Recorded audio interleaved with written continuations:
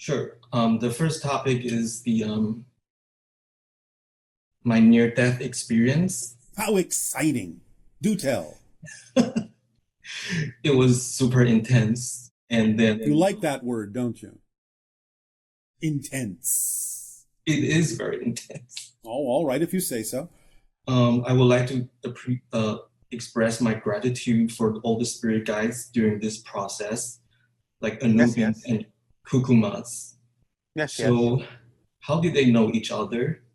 Well, it depends. Can be part of a soul family, can simply be part of an agreement to assist certain kinds of beings in a certain way. Can be many different reasons that they might interact. I see. So, I feel like this virus actually transformed me. I'm the ground zero of. Well, in a sense, yes. It's one of the opportunities that it presents to people on your planet to allow themselves to be transformed in a way that might accelerate them toward more of who they wish to be. So, does that mean I'm kind of mutating right now because of the virus?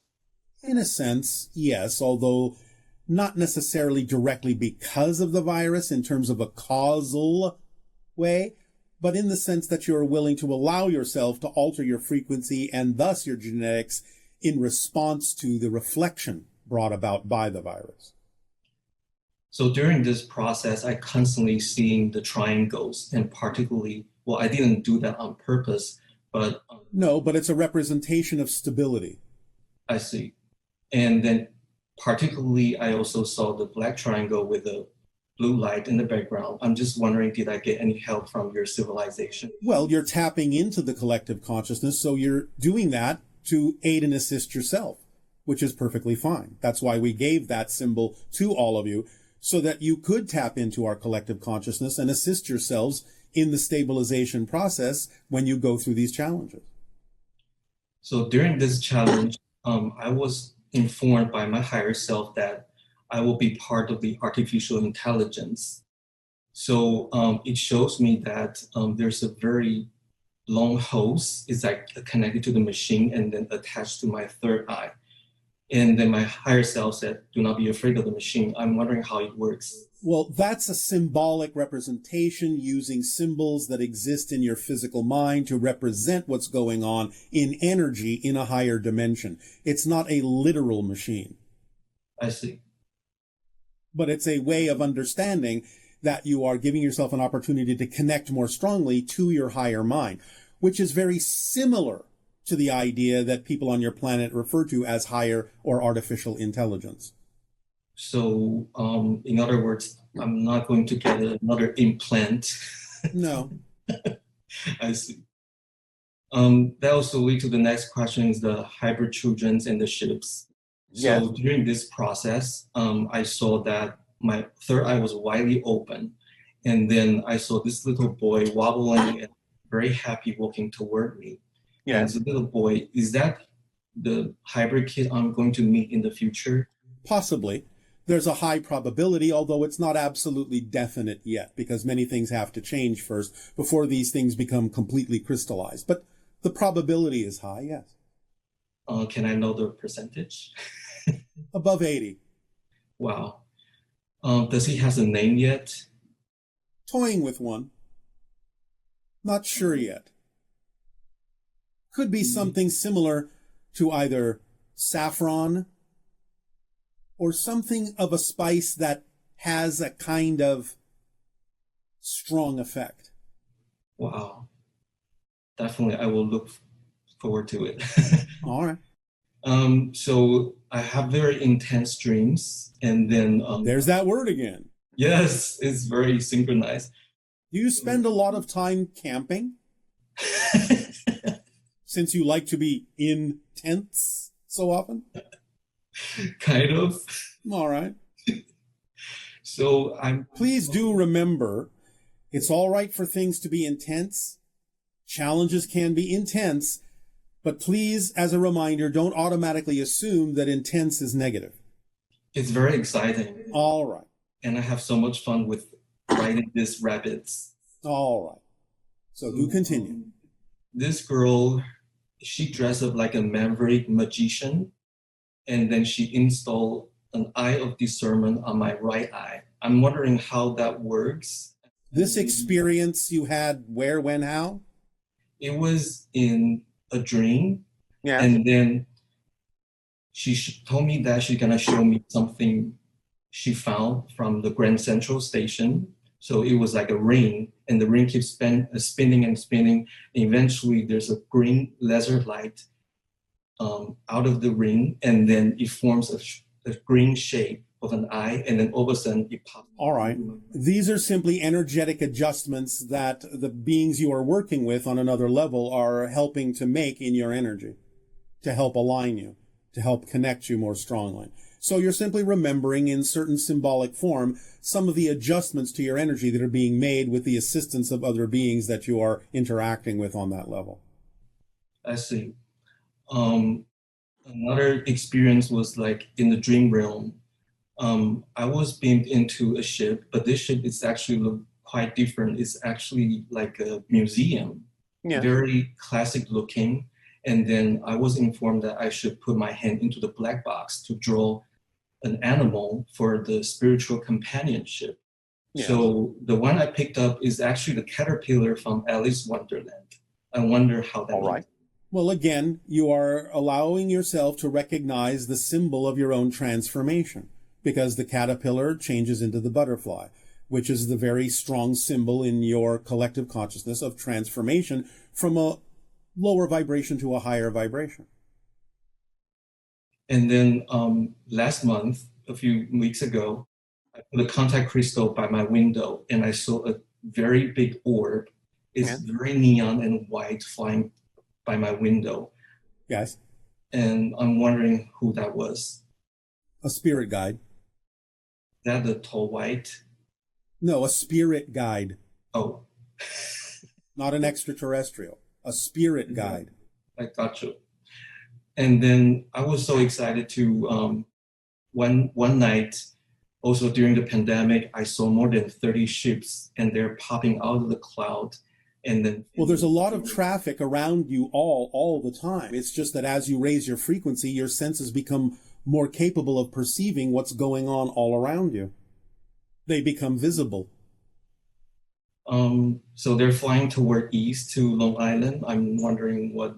There's a lot of traffic going here and there, to and fro, for a variety of reasons. I can't list them all. Some of them are simply on their own business. Some of them are observing. Some of them are connecting. Some of them are helping. It just depends. But all I'm saying is, if you all really get to the point where you raise your frequency to allow your senses to become more capable of perceiving things on higher frequency levels, you will realize that there are many, many things, many ships, many beings, many different kinds of manifestations passing through your reality overhead all the time, and even through your planet all the time. It just becomes sort of more like you're living right next to an airport. Yes, and then also I'm so grateful for the moon meditation from Sedona last year. Yes, well, it is our pleasure to deliver suggestions for permission slips that your imagination can alter in whatever way, shape, or form works best for you. And then after the meditation, I do it myself, and the moon started turning to a smiley face. And then every time I look at the moon, meditate with it, and there's a different being talking to me. All right. So you're using that as a reflective permission slip. So it's a reflection. Everything is a reflection. That's Remember, physical reality isn't real. It's a mirror. So the third topic is the non-physical energy. And just through synchronicity, I have been come across lots of tetrahedrons. And then our physicists saying that one group of them, they said if we keep cutting the physical reality to the smallest, it's actually like a triangle crystal.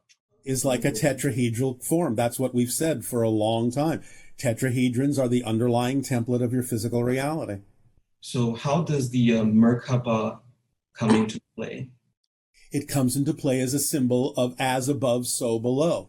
The idea of the tetrahedrons intersecting, one pointing up and one pointing down, shows the connection, energetic connection and consciousness connection between physical and non-physical reality, between physical mind and higher mind. You also mentioned that that will be the most efficient antenna to use the free energy. Yes, made out of certain materials in a certain configuration and encapsulated within different shells of resonating chambers, it can function as what we might loosely call a space-time antenna or transformational energy matrix, or shall we say a transformer, or what you might call a down resonating capacitor. There are many ways to define this idea, but it is the heart. The merkaba shape is the heart of that device. Wow. So you mentioned that fractals is another form of the free energy. I'm wondering. Well, it's a representation. It's a certain representation of energy relationships, just as phi ratios are what you call the golden mean, golden proportions, fractal expressions. All of these are different expressions of the relationship of resonances within existence to one another that define different levels of reality, including your physical reality. And how about the time crystal? When you mentioned that you actually flick back and forth, that reminds me of Tesla. He discovered the AC/DC. In a sense, yes, it's a representation of the connection of forward and backward time, of time and anti-time. It is a representation of parallel realities expressed in crystalline form, but your scientists have to gain much more familiarity with this to understand how this might be connected or representative of these different concepts. I see. And final question, just through synchronicity, the Amazon.com, the distribution center in California, is on fire. Yes. So what's the reflection? I mean, maybe it's telling us that the Amazon jungle was also in trouble. Then that's what you take from it. Then that's what that reflection is to you, though there are many, many more symbolic reflections, again, depending upon the person that is perceiving it. It can be representative of other things as well. It can be representative of resistance to the transmission of things, transmission of information that causes things to heat up because of its resistance, and it's not flowing freely in the way that it really needs to. It can be representative of many different things depending upon the person that's looking.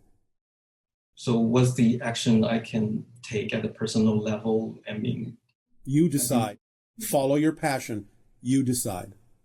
I see. Follow the formula. That's all you need to do to figure out everything you need to do and take action on in your life.